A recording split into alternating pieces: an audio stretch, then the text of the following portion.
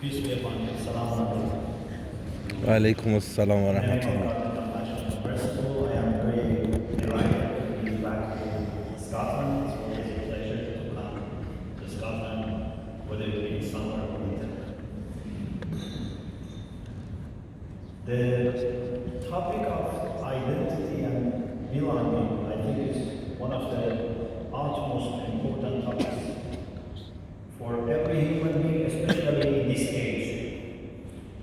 Because we live a time that we are very rapidly changing.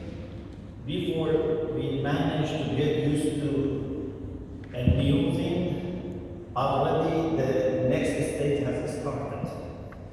And it's very, very difficult, even for the people who are established, who have been living in their own homeland for centuries, to cope with the changes. Now you can imagine if you have people who migrate, who start life in another part of the world, how these rapid changes can affect their way of understanding of themselves and others.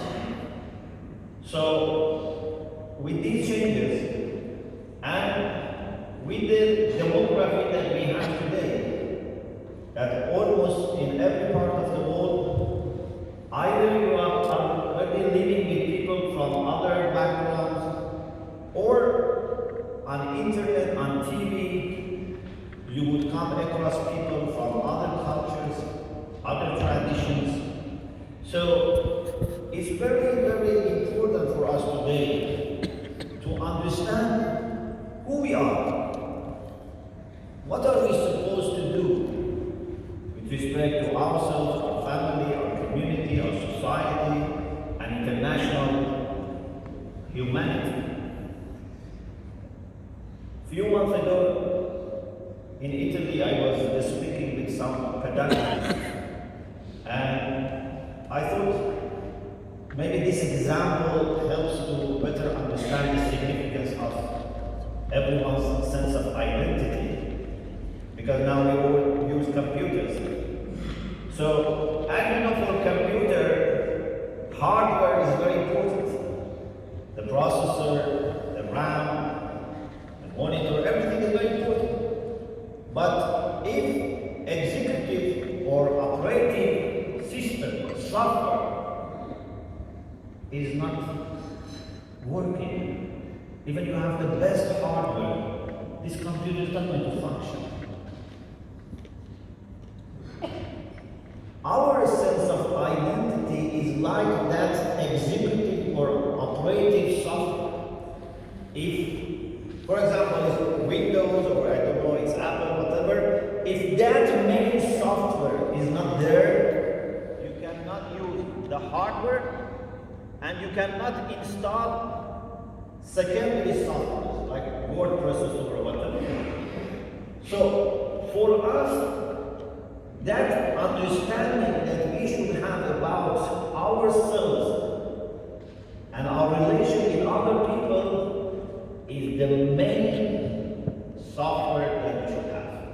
You can have a body which is very fit, very strong, but if you are confused about your identity, you cannot function properly, and sometimes you can even start harming yourself or other people, or you may develop depression or I don't know, radicalism or whatever, because you are not clear about who you are and what you are supposed to do. So, what should be our understanding of identity? I think this is an area that people may have some differences.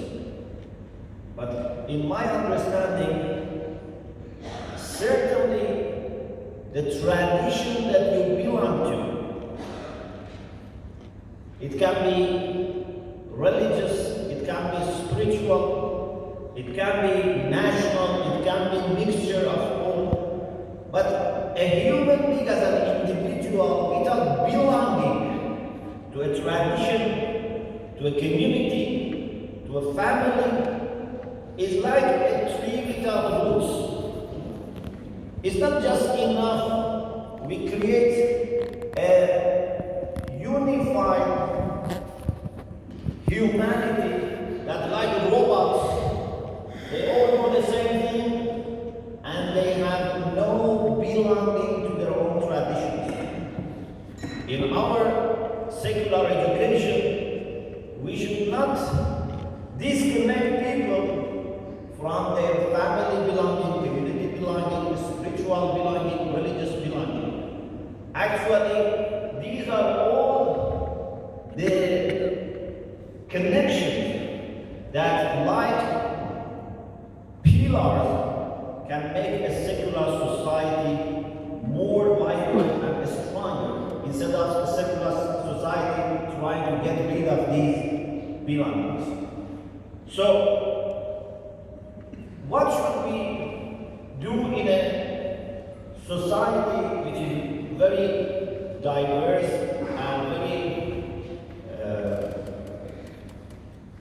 divided when it comes to the backgrounds? Here, there are two responses.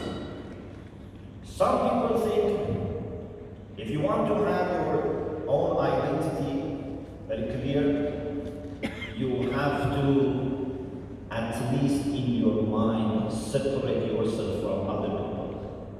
If you cannot physically separate yourself, you cannot live in a neighborhood that other people don't exist, or you cannot go to a school or university or workplace that others are not there, at least in your mind, in your identity, keep everyone separate except the people who belong to exactly the same background, the same tradition, the same understanding that you have.